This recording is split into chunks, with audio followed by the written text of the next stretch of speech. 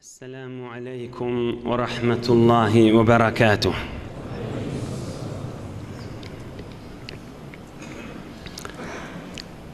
بسم الله الرحمن الرحيم. الحمد لله كما ينبغي لجلال وجهه وعظيم سلطانه. الحمد لله عدد خلقه ورضا نفسه وزنة عرشه ومداد كلماته. اللهم صل وسلم وبارك على عبدك ونورك إمام المتقين سيد المرسلين سندنا شفيعنا مولانا محمد النبي الأمي الأمين وعلى آله وأصحابه وأنصاره وأتباعه أجمعين. لا أسألكم عليه أجرا إن أجري إلا على رب العالمين. اللهم وفقني لبيان ما يحتاج الحاضرون إليه وما يصلح أحوالهم. إلهي أنت مقصودنا ورضاك مطلوبنا، فأعطنا كلنا محبتك ومعرفتك. بيك الله تبارك وتعالى طاعات وإبادت لنذي صالح عمل لنذي خير دعاء لنذي تومسنجي جلرن ساعت 10 yarım molpariye kızgın havada Hak Resulullah Aleyhisselam'ın dirman yaşayışından eştersip, bəfütlünürsip, daştan yakinden nesip edip, yığınanıpsınız, Allah Teala hemmenizden kabul edip de dininizi, dünyanızı, ahiretinizi abad etsin. Mehabbetiniz köp olup, öylerde ilununuzda ağzınız bir olup, canınız, malınız bereketli olup, Pek Allah namardazar mataç etmesin inşallah.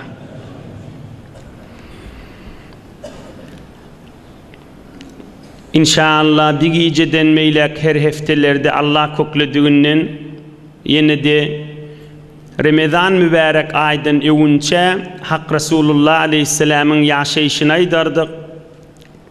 Yine şun mübarek yaşayışının dirman gurrunlarını ve almalı derslerini hizmetine de yetirip gidersin inşallah. 62. yaşında bolon bir kısaca vakıa tamam tarih kitaplarda birce satırın içinde diye birce satırın içinde şu kaydılacak görürüngü. Bir neçe tarih kitaplarda 2-3 satırın içinde yani kısacık görürüng şunu akşam kıvırırıng. Aham yönü üstünden ve zengde ve gurrun içine girende bir olukon dersler var. 2 ders birini deslap mukaddeme edip hizmetini de yetirerin ve birini iyidinden ders edip hizmetini de yetirerin. Yönü ikisi de dertlere derman gurrunları olur inşallah. Huday Teala aytyan o eştiyallerden kabul edip camiamizde, ilgunumuzda eserin versin inşallah. Hazreti Mahtumul İşan aydiye Mahtumul Paragi devletin kuşunu kaçırma desten, devletin kuşunu kaçırma desten, yaxşılık isteme anlamaz mesten. Yani eline vur abrayı kokgelenni, mal kokgelenni, eline vur nığmatı dünya kokgelenni, ya din nığmatı kokgelenni, ol bir kuş yağlıdır, qaim saklı elinden uçurama deydi. Devletin kuşunu kaçırma desten. Nığmat üstüne sallananına kadrin milliydi. Türkmen bir misal aydiyendir. Bir hamana kadim şikarat yerle ve av kavalı yerle, şikarçıyla, avat yerle. Avat yerle, avun idinne gezmeli. İmme bir kavalap gözlemeli avi şu şikarın özü gelsin äme diye türkmen, ine öz ayajygy bilen geldi diye. Kovalap tutmaly zatlar ba, kädesin öz üstüne gelýär. Din nigmaty da şeýle, dünýä nigmaty da şeýle. Ohum şu tada hakylly adam, düşümli adam, akmak däw bolsa, ayajygy bilen gelin nigmatyň gadryny bilýändir. Bir mamulet ýan adamlar kädi öz owasynda ýa bir şäheristana musafirata gidenni bir ajyp mamulet amal zatlar kok gelýär, dirrew gadryny bilişýäli. Din nigmatyda ey jemaat, biziň gurrunymyz ýöne din nigmaty. Din nigmatyda üstüne sallantyka gadryny bilmeli. Neşeş mahalqy giyeceğin yarına şu mahal biz cumhur namazda turamda ağayım ya ayet namazda tüytmüş şu mahal. Onu da mescid kitabı dolup hayat bilen bile dolup du elhamdülillah din nigmat üstüne geltuka kadrını bilmekte. Din nigmat üstüne geltuka kadrını bilmeli. Bu taada bakilçılık ya bu taada birinin keyfine ağırlanmak, bu taada özüm bilyenliğimek, bu taada bir nigmatdan bir nesip kalmak, kän zatdan ida kalmaktır. Geleyliň men bir misal bilen ohum peýgamberimizin gurrungyna gireýin. Hojatdan gulasyň bir nigmat üstünde waqa kadryny bilmän gurrungy muqaddamasy. Qadimat munhazimatir Rum ala Hiraql fada'a min uzamaihim. Bir wagt Awrupa we İslam ulqan jeng bolanna Heraklius ol peýgamberiň zamanynyky Awrupaň padşahsy. Awrupaň Rumyň Herakliusyň serwarlar gaçyp ýydyna baranna utançly bolup padşahyň ýanyna duralaryna Heraklius, Herakl ulqan adamlaryny üýşürip şikefa edipdir. Weyhakum ma haula'i allazina tuqatilunhum alaysu bashara antum aksar amhum. Herakl sansız serwazlary milyon serwazlar ýydyna gaçanna ulqan adamlary çağırıp ey dipdir siz urşýanlygyňyz Arap dämi dipdir. Adam dämi şolar dipdir. Näme kaçdyňyz siz dipdir. Siz känitdiňizmi şolar känitdimi sany dipdir. Siziň teçhizaty jengiňiz urşuň ýaraglary sizde känmi olardy känmi dip Heraklius sorapdyr öz ulqan adamlaryndan. Dilili näme siz kaçyk gaýtdyňyz şolardan dip. Ohum bir ýaşly adam aýdypdyr Mesihi mişdik. Men aýdaýyn padşaha dilinipdir. Aýtdypdyr. İza hamalna aleyhim sabaru ve iza hamalu aleyna sadaku. Ola dipdir biz şolara dofulamyzda, biz şolara hemledemizdi dofulamyzda bir sabırlı adamla.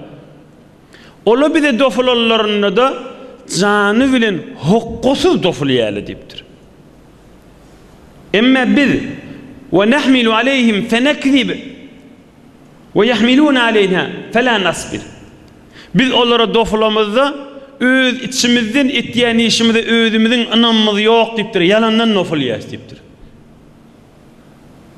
Biz dofulamızda näme dip dofulup näme dip öldürýärligimizi bilemizak dipdir. Ýöne yalandan dofulayas dipdir.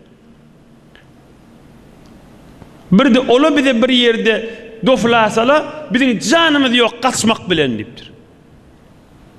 Aham padşah aýdypdyr, hemme kişiň zihnine, pikirine geljek soru, padşahyň da pikirine gelýär da Herakliusyň. Näme beýle bolýaňyz, sizde de ýewduruň da dipdir. Sizde çynyňyz bilen boluň da dipdir.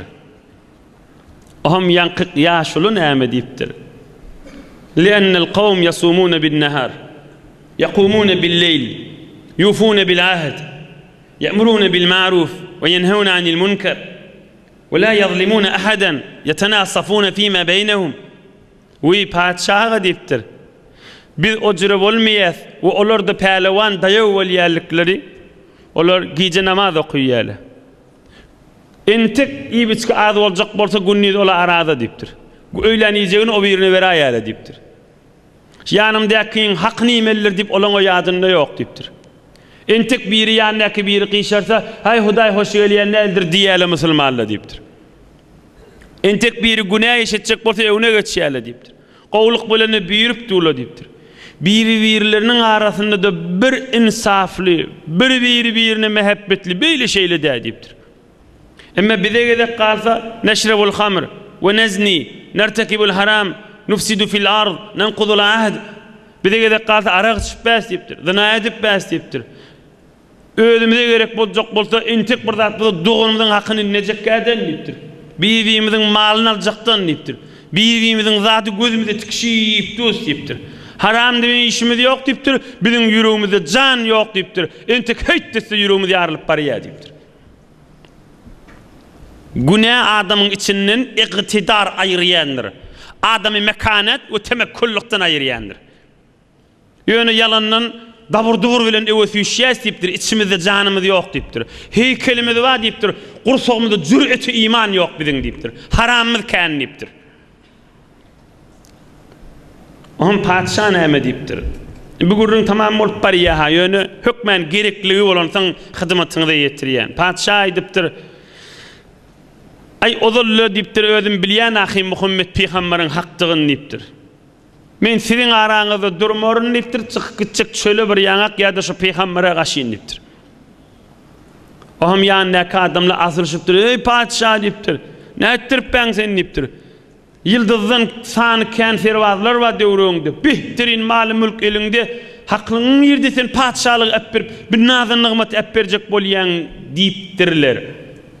Am Herakl yine şu padşahlygyna oturapdyr. Yine de şu padşahlygyna oturupdyr. Ondan söýleyim taryhda mahruf Herakl ýüreginiň bilýärdi Muhammed peýgamberiň hakdygyny. Ýöne şoňa iman getirse padşahlygym elden gitjek diýip kafir bolup dünýeden ötdi diýip. Ätibaryň ýokdur Mahtumulîşan näme diýe dünýäge aýtýar Mahtumulîşan. Ätibaryň ýokdur sözüň ýalandyr. Ätibaryň ýokdur sözüň ýalandyr. Dost goýmadyň, ýeksan etdiň ýeri bile. Berekellah. Ätibaryň ýokdur sözüň ýalandyr. Dost goýmadyň, ýeksan etdiň ýeri bile. Ey dünýe, sen nägat bir ätibar diýipdir. Nägat sözüň ýalan sen diýipdir. Dost goýmadyň, ýeksan etdiň ýeri bile. Şu dünýäni dost tutarlar da ýeri bilen deň etip goýdyň diýipdir. Ýoksa dünýe, hamana şu namart dünýäni gowaran adamlara rahmetmella. Dost goýmadyň, ýeksan etdiň ýeri bile. Şol adamlar dünýäň urupan padşasy bolupdyrlar. Musulman bolmajak bolup. Yani ay iman getirmerin ýöne padşahlygym saklarna diýipdirler. Ola da gitdiler ýeriňe tegini. Bir de dügde berlide.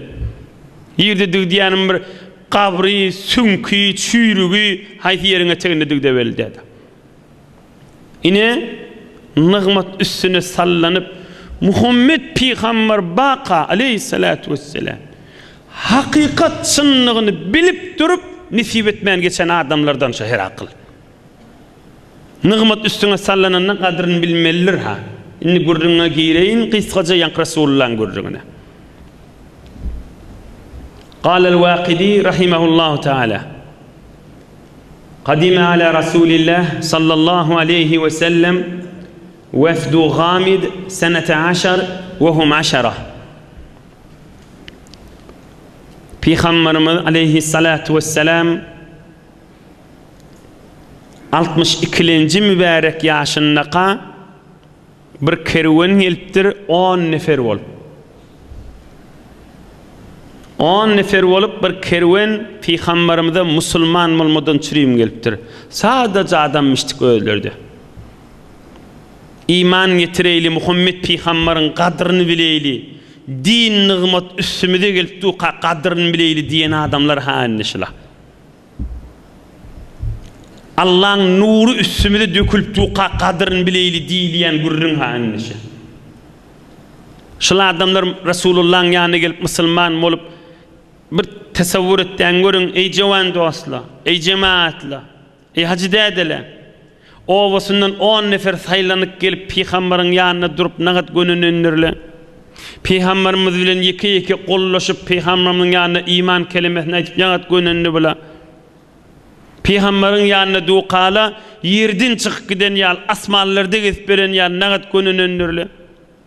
Dünyanın kellağırından çıkıp, dünyanın zınnanından çıkıp, asmana cenneti giren yal ne kadar hoş olanlarla. Bir adam yaşayışında min biliyen diyer, min bakhil diyer, min hesut diyer, dinine zarar verecek yerde bidatlar ayırmanlar ha kenara. Şeytana top bolup bir adamın kefine ağırlanıp, şeytanın kefine ağırlanıp, şeytanın mengdeş adamın kefine ağırlanıp, ahun gitsin özünde uğurlasın, vaaz ver ya önçak özünde uğurlasın, ya birda destin, ya mesela özün bilyen, meğer sen ne mi, bir soğuda adamı ahunun önüne varıp otuyun, ya bir kepler bilen adam bir ulu konluğumuttan kalmak, hakikat bir nasip adamdır. Resulullah Aleyhisselam'ın özü baka, Heraklı özü bir nasiptiğini, bir nasip karşını, sadece o nene jovan oğlun gelip Peygamberin yanına Müslüman oluşunu, on padişahlık peyda verdi mi? Malı mülkünün kârliliği peyda verdi mi? Min biliyerlik başa eteğine girmek başa verdattır. Özüm okuyup bilerin, özüm nehmederin, özüm birdat ba, özüm saytlan içinde, özüm mahvaralardan kulak asarın, büvür görüründür, bereketin eteğine Resulullah Aleyhissalatu Vesselam'ın dirman yaşayışı aydılıp tuğka, onun bereketinin eteğine sümüyüp çıkcaylaşıp oturmak ol başa bir nurdur. Hayp onu dağıtmadığı adam düşünmeye, nasip etmediği adam kalıp bedi. Bir iki beyt Mevlana'dan aydayn beter dirman ayt ya haşi Hudayın dostları. Havsale veleniş iki beyt kavqlasın. Hazreti Mevlana Mesnevi Şerif'in aydiye çon behak bidar nebvet canema hast bidari çöder bendanema. Elbette şuurunu altının suulen yazıp koymalı. Çon behak bidar nebvet canema hast bidari çöder bendanema. Adam oyu olup pazarda işini, danışkasını, idarasını, mecmuesini, öyünü oyu olup kesbeke, oyu vaktini Allah'ın nurunun eteğini, Hudayın zikrinin eteğini yaşamasa vara, hast bidari çöder bendanama, şon zirinliği, şon Hudaydan alqaliya deyiptir. Şon puli, şon Hudaydan alqaliya. Şon avadolluğu, şon Hudaydan alqaliya. Şon tanışının kârligi Hudaydan alqaliya. Şon işinin yürüyerligi Hudaydan alqaliya. Adam oyu vaktinde Allah'ın zikri, Allah'ın nurunun eteğine bolmasa, has bidari çöder bendanıma. Şon o yolu da gaytam şon zınnan etip saklıyor. Allah yitirmeye de. Ne özüm bilyen, özüm neme deyip Hudayın nurunu görmeyeni geçmeli. İzinden neme diye. Ey besi ashab-ı kaf ender cehan. Ey besi ashab-ı kaf ender cehan. Pehluye to, pişo to hast in zaman. Hay deyiptir. Yedveli ve kadim kavağın içine geçiptir ashab-ı kaf. Yedveli yalı adamla düğünde geçip ben deyiptir. Senin gözün kör görmeyeni geçip ben deyiptir. Ey besi ashab-ı kaf ender cehan. Pehluye to, pişo to hast in zaman. Yedveli yalı ol kavağı açık giden ashab-ı kaf. Yedveli diyerler birisi ittir demeyen mahtum oluşan. Yedveli yalı adamla düğünde geçip ben deyiptir. Ama sen de görmeyeni geçip ben, eşitmeyeni geçip ben deyiptir.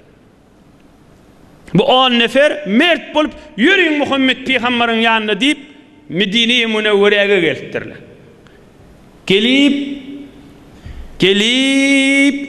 Gelip Medine'de konttur bu 10 nefer. Yere kontturla, bakhilçılıklarını ayırıp, özüm bilyerliklerini ayırıp, görüylüğün nur olsa yapşaylığın deyip gelen adamlar, Cennet-ül Bakî başmahal Cennetül Baqi Resulullah aleyhissalatu vesselam'ın kaptanına olqan ziyaretka Medine-i Münevvere'de ashab-ı kiram yati, kan evliyalar yati, kan ulamalar yati, Peygamber'in qıyızları yati, Hazreti Osman Zünnurayn yati Cennetül Baqi'da, Hazreti Ebu Said el-Hudri yati, Hazreti Sa'd ibn Muaz yati, Hazreti Osman ibn Maz'un yati, kan sahabalar yati.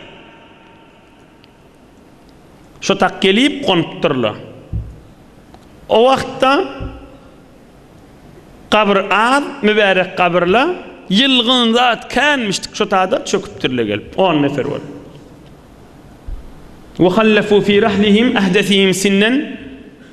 Am şol 10 neferin içinde yaş kiçiragi yüklerinin arasına koyup 9 nefer olup Peygamberimizin mübarek huzuruna uğraptırlar yankı 10 nefer kervan gelenine. Yaşanrağıda yüklerini sakla deyip koyuptırlar. İnne evvelin bar da näme diýin bil qaytmaly. Fanama an ve ata sariq fasaraqa aybatan li ahadihim fiha aswabullah. Bir dokkusi Peygamberimizden gaşyn uğraptır. Bir yaşaçyk oglanyny yükleň arasynda ýa-da yükleri elini yükleňsine koyup yatıp kalıptıryan kalanca oğlan. On bir 9 nefere Peygamberimize gaşyn barıptır. On bir oğri tarihlerde gelmeyendir. Şu oğri kim etdi, näme adetdi, haysi taifadanni bir tarih kitaplarda görmediğin. Bir oğri gelip bu görse oğlanını uğuklaptır. Özü misafir. Şol yükün içinde şu kervanın yükünü bir çemedan varmış. Şu çemedani alıp oğurlap alıp gidiptir. O oğlanına yati uqda hadir. وانتهى القوم إلى رسول الله صلى الله عليه وسلم فسلموا عليه وأقروا بالإسلام وقال صلى الله عليه وسلم من خلفتم في رحلكم Aham kervan Allah'dan başka hiç kimin haberi yok bu oğurluk bolup durandan. Kervan gelip Resulullah aleyhissalatu vesselam'ın mübarek huzuruna gelipdir. Aham bular salamlaşıp, ahval porsi edip, iman kelimeleri eşitip, bular musulman bolupdurlar. Elhamdülillah. Resulullah'ın mübarek el bilen beyet edip, kollaşıp musulman bolupdurlar.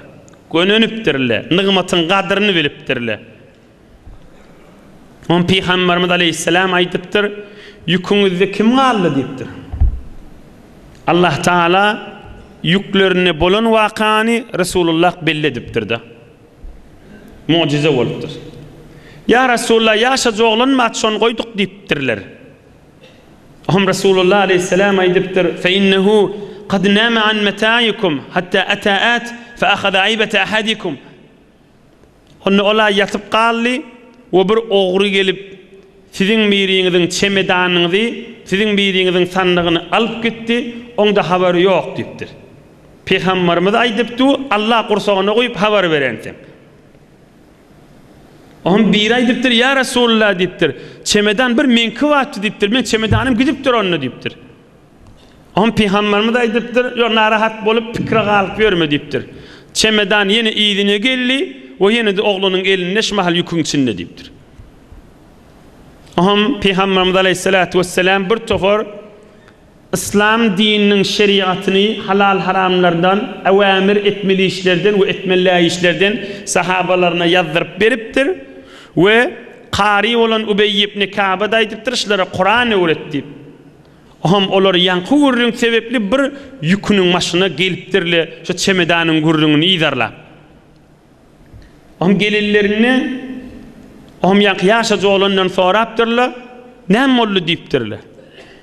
Ama yaşaca olan aydypdyr, mena yatıydım birden tiskinip turdum, elim zatları gözleştirdim, görsem çemedan yok.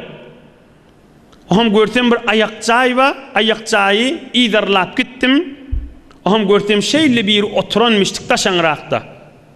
Aham şu oturan adamı görüp yorttum, şoňa gaşyn baraýyn diýip, şaýat şol alan bolsun, şol oğurluk eden bolsun diýip, bir hayalyk bilen Ohum men şoňa gaşyn ýortup ugrandy, o gaçyp gitdi. Ohum barıp göremde fe ida asaru hafr we ida huwa qad gayyaba al-ayba fastakhrajtuha. Barıp görsem şo taada bir gazylypdyr. O şo taada gömüpdir çemedany. Ohum men şo açdymda çemedany tanlygy alyp gaýtdym diýipdir. Onda biz Resulullah aleyhissalatu vesselam'ın yanına oty qaqşydatlar habar berdi, geň mucize boldy diýipdirler. Çemedan gitti ve çemedan yine öwürlüp geldi diýip şuna çeli habar berdi. Neşhedü ennehu Resulullah sallallahu aleyhi ve sellem. Ohum biýan kıyaşaçyk oglanyna alyp baryp, ohum oňa da iman kelimesini aýtdyryp, Kur'an-ı Kerimden bir tofor suralary öwrenip bolanlaryndan soňra Hak Resulullah aleyhissalatu vesselam gelin kerweni mudam sowgat berýänmiş, bulara da sowgat berip ýola salyp goýberdir.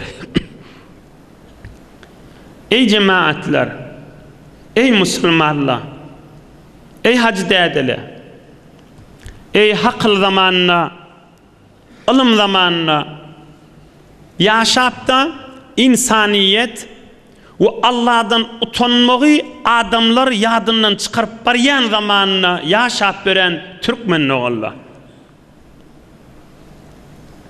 Allah Taala hazir ve nazir.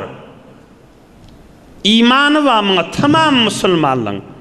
Allah hazir we nazirdir. Türkmen entek bir zat gurrun bolanda Allah hazirdir, Allah nazirdir diýendir. Allah hazirdir diýip gurrunna aýtýandyr. Gaýymlyjak bolup aýdanlar. Emma şun üstüne yeni bir gurrunma bir 15 daqiqa inşallah qaw açıklap aýdyn, qaw jetden kulak asyň, din dünýäňe abat bolsun. Bu bir derman Hudaýyň dostlarynyň arasyny geçýän gurrunlerdir. Kadryn bilen aýdylýan gurrunlar. Allah'ın hazır nazırdygyna maňa hemme musulmanlaryň imany bar. Emma bir ikilinji gurrun ma şun üstüne gelýän gurrun. O da näme? On adyna Hudaýyň dostlary, ewliýalar, ulamalar on adyna muraqabat diýerler. Muraqabat. Muraqabat asl manasy şey. Qysga asl manasy. Allah meni görüpdi we Allah menden habarly diýip ýadynda durmak mındam. Indi Allah'ın hazır nazırlygyny imanyň ma bir görüň. İmma mıdam ýadynda bolup durmak bir muraqabat. Yani adam her lahza günah etjek bolsa Hudaýdan utanýar özü. Bir Hudaýa ýakynlyk Hudaýyň dostu bolmagyň alamatydyr. Bir derman gurrun bolansaň ýene de gaýtalaýyn. Allah'ın hazır nazırdygyny hemme musulmanyň imany bar. Emma bir günah etjek bolsa, ýalňyşlyk bolsa, özüniň gursogyna Hudaýdan utanmak gelýäşiňe şu Hudaýyň dostlugynyň alamatydyr. Ey cemaatlar, Hudaýyň dostlarynyň men bir kidäne wagt bolanyň okyp bereýin. Kim biri? Hazreti Ebu Bekr as-Siddiq radıyallahu anh. Hutba aýdyp, kan milletin içinde bir aýdan kefe bar. Hutba diýdigi jumada aýtda, ýaşyjyra märekede aýdylan kefe hutba diýilýär.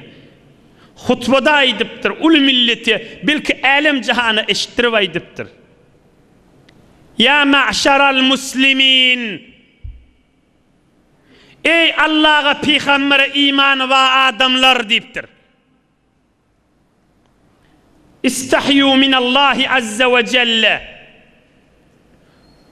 Hudaýdan utanyp ýaşamalylar diýipdir. Fevellezî nefsî biyedihi inni la'azallu hine azhabu ila'l gâiti fil fazâ mutakanni'an bi thawbi istihya'an minallahi azza ve celle.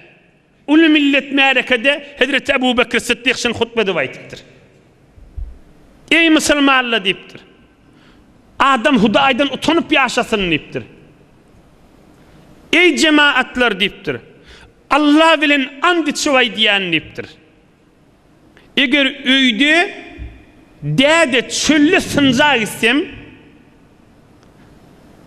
çölli bir ýerde sınja oturmanda gitsem, ayak ýoly gitsem, üstümde sakf yok bolsa, köynüğümü ya bir parçanı üstüme oklap sınca oturuyan Hudaydan utanıp diyen şonu deyipdir. Bir bennemnemi bir haya diydiresim gelmeye deyipdir. Yoksa çöllü olsa adamın görmeyecek yeri olandan sonra günahkarçılıkta da şeriat icazası var, bu belli bir görürün. Ama bir tuvaletxana, bir servis behtaştiyle içi bolmasa çöllü olsa, yıkıcı ödümde olsam, adam görmeyecek de olsa üstüme bir zat oklap oturuyan niptir. Allah'dan tanıyan niptir. Beni nagat bir edip, nagat bir haya değmesin nip, yüreğimde Allah'ın azamatı çaykanıyıp deyiptir. Yan kıvırındır ha.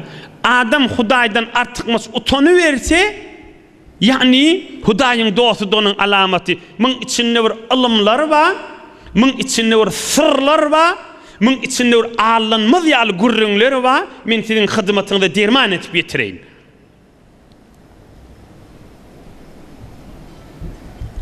Allah Teala Kur'an'da ne diye? Tebarek suresinde şatim mağdiyat bilyen mollunuz. اَلَّذ۪ي خَلَقَ الْمَوْتَ وَالْحَيَاةَ لِيَبْلُوَكُمْ اَيُّكُمْ اِذْنَامَ اَحْسَنُ عَمَلًا. Huday bizden isteyer hayfi veriniz ahsanu amala, qowrak amal etýäňiz. Ey cemaat, Huday bize aytmandyr ha, hayfi veriniz aksaru amala, kan amal etýäňiz diýmandyr ha. Kan amal etmek muhim däl ha, qow amal etmek muhim. Allah yan Kur'an-ı Kerim'de aksaru amala deyipdirmi ya ahsanu amala deyipdirmi? Ahsanu amala. Etyen amalın kuvvetsin deyipdir. Etyen amalın kuvvetçek bolsan adam Allah'dan utanıp hey Huday meni görüp durandır deyip yerine getirip amal etmege şuna diyeli ahsanu amala diyeli.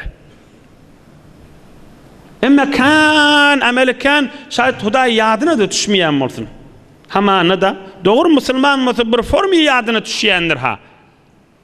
Ama adaçık amel etdiye ama bir ya oğrinça ya aşkara sadakası olsa, okuyacak namazda olsa, içecek birinin toyunu çekişecek tabağı da olsa, birinin kabrını atışacak da olsa, birinin bak yüreklerden dökecek de olsa, her neymi görürün. Vaaz nasihat edecek de olsa, bir adamı emir maruf nehi münker edecek de olsa, mollasına ders öğretecek de olsa, Allah görüp durandır, Hudayın razıçılığı bolsun deyip, azıcık oturmak Allah için söyledi.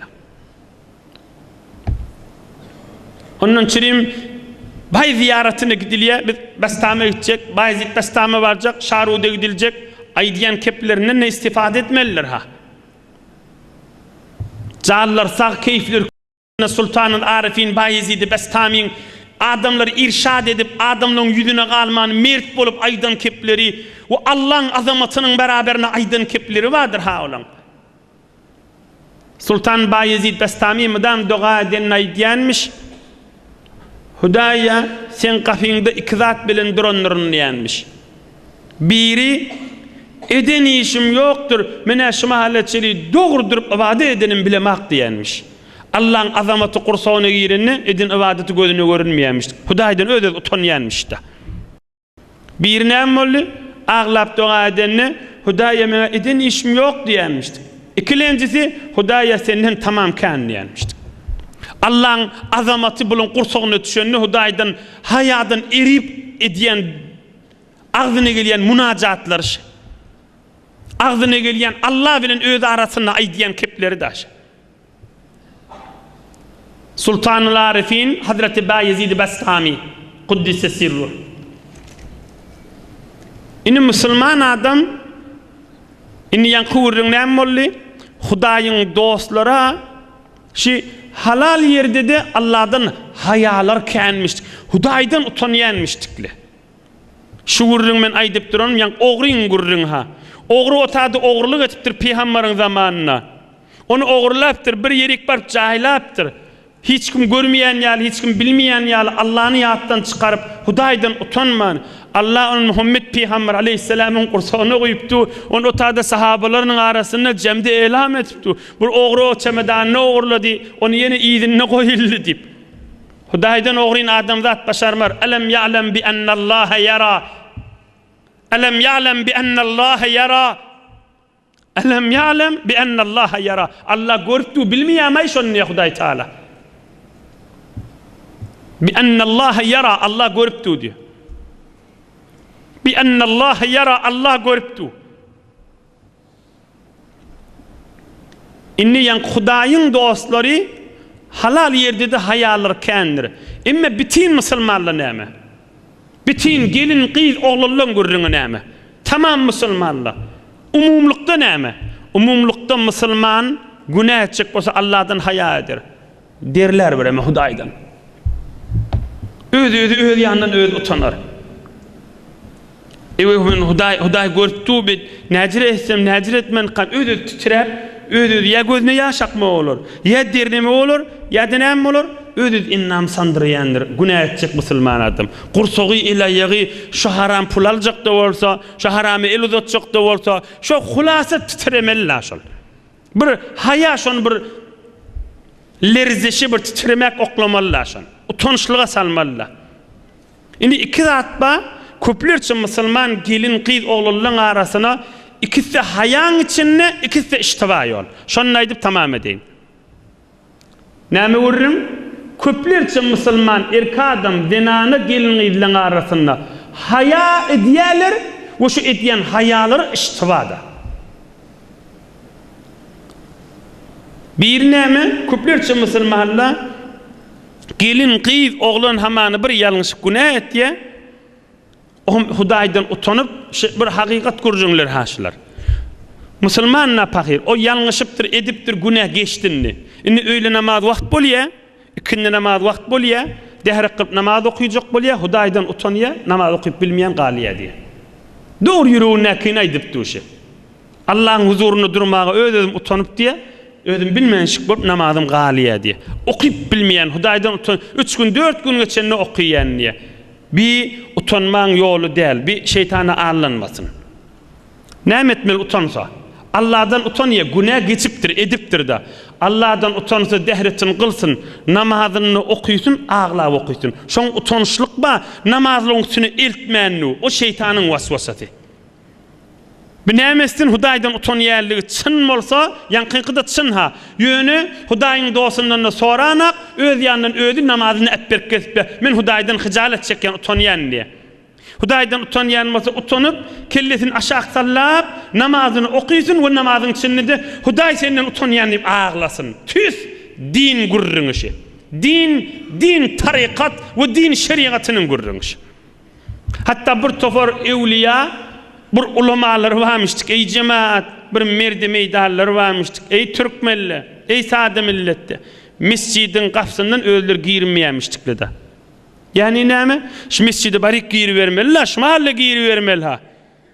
Duruyamıştıklar bir adam girsedir, o izinden giriyemiştikler. Yürüğümüz yarılıp var ya, Allah'ın azamat kapsına mescide girmeye, Hudaydan utanýaýaýamıştikler. Bizirek öýlerine agram salıp was bolup näme etjeksen diýersiň ha. Yo, o pahirli öz elini de çykypdyr, gursaklaryny ýüregi ýarlyp barýarlar. Haya giripdir gursaklaryna. Yan Hazret Ebu Bekir Siddiq'in kıyanakda çöllü dotikam üstüme bir zat oklayan nimiyemi? Oklasa oklamasa Hudaý onu görüp ötýär. Emma Allah'ın huzuruna bir edip görünmeyecek bolup etýär. Yoksa şu üstüne zat oklasa da Hudaý şonu görýär, üstüne oklamasa. Bir adam yalaňaç bolsa Allah şonu görýär, bir adam eginmaçly bolsa Allah şonu görýär. Awratyny görýär, özüni görýär.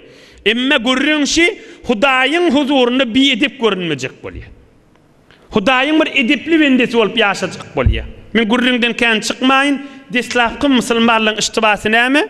Men günah etdim, oňam utanyp, näçe gün namaz okuymaýan diýe. Namazyny okuysun, utansa ağlap okuysun. Namazyň ýüzünden gözünden ýaş akdyrsyn ýa namazyň içinde. Ýene bir musulmanlaryň jowan gelin kız oglanlaryň arasynda iştibadat günah edenden soňra utançlykdan etýär. Allah'dan utanyp etýär. O da günah ettim diye, namazını da okuyan diye, tövbe de ettim diye, Allah'dan utanıp da zol ağlayan diye, bir kadar ağlayan, bir kadar narahat bolyan diye, Aytması da doğru diye, onu da misal açık bolsun dip aydeyin. Ay Hudaý men günämi geçmer, men bitir ulaqan günä etdim, naumit bolup gezýändiýe. Ey cemaat, naumit şeytandır. La'anahullah. Müslüman umidvardır. Bir paqir qowy hilisi ha. Ýöne minne şeytan gapdalynyň ýene min Allah kesbäde. Ýok, sen ulaqan günä etdiň. Sen Hudaýdan utan, ýöne azbes utancyň käm bolsun. Sen bir gowa adamdyň, atabagyň gowa adamdy. Däden gabryny dik oturandyr. Hudaý sen günäň geçmez dip şeytan min ýene bir ýoldan allajak bolýar. Allanmaýlyň şeytanyň waswasasyna. Naumit şeytandyr. Günah edipdir, geçipdir dämi? Allah'dan haya etýär dämi? Namazyny okyp dämi? Cezmesin, yani yüreğinin kat'en bilsin, nämäni? Allah'ın rahmeti min günäsinden ulaqan. Hudaýyň rahmeti ulaqanmy, şun günäsi ulaqanmy? Elbetde Allah'ın rahmeti ulaqan. Elbetde Hudaýyň rahmeti ulaqan. Ine men günah etdim, inni şu günah edenim märi hemme zatdan ýadapdyryn, hemme zatdan bizar, mydam aglak gelşim, men hükmen cehenneme girerin. Hudaý men günämi geçmez diýip men hayadan qyrylyp barýany bir iştiba bir. Haya utanmak dogry boljak bolsa şeriata muwafiq hili bolmalydyr. Din Kur'an'a kök gelýän hili bolmalydyr. Neyinki özüňden bir haya bejerip öz kelläň menen bir zat etmeli bolsun. Ine bir de iki hakıl, iki din gurrüňi bolly, ýa-ni bir hayaň üstünde, Hudaýdan utanmaň üstünde Allah berdiğinin hyzmatini de ýetirdik. Allah Taala iman abruýdan aýyrmasyn. Allah maksatlaryňy ýetirsin. İki dünýäňiz abad bolsun. Perişte ýanak bolup, gönünüp nuruňa teginip otyňyz gijeşma saat 11 bolupdy. İnşallah basımlykda güýüz girer, gijele uzak bolar, hawa salqyn bolar. Iki dünýäňiz abad bolsun janyňda. Kıyamatyňyzda çıra bolsun oturuşyňyz. Resulullah'ın gurrüňiniň içinde oturuşyňyz ýanak cennetde de Resulullah'ın mübarek doğduğundan eşitip gurrüňiniň içinde bolmak hemmeňize nesip etsin inşallah. Bir alham, üç kul huvallah okuyeylin, ötöllemide bahşe deylin, vatanımıza dua edeylin, emniyete dua edeylin, ittihada dua edeylin, mehabbete dua edeylin, ötöllen ruhunu şad edeylin, oqa verin. Hatmi Kur'an-ı Kerim deva edipdir, pirağı ilahi amin, ihlas bilen dua et, amin can Hudaý. Bereket yürüyüsün, mehabbet yürüyüsün, ilahi amin. Musafiratda, hıtmatda, gurbatda, daş yurtlarda gezip beren hemmelerine dua et. Amin can Hudaý. Yürek darıkmalı ayrılsın adamlardan. Amin can Hudaý. Amin can Hudaý. Din çıraları yanıp dursun can Hudaý. Amin can Hudaý. Bereketle yürüyüp dursun. Mehabbet yürüyüp dursun. Birahmetke ya erhamer rahim. Berekellahim mângide. ربك رب العزة عما يصفون وسلام على المرسلين والحمد لله.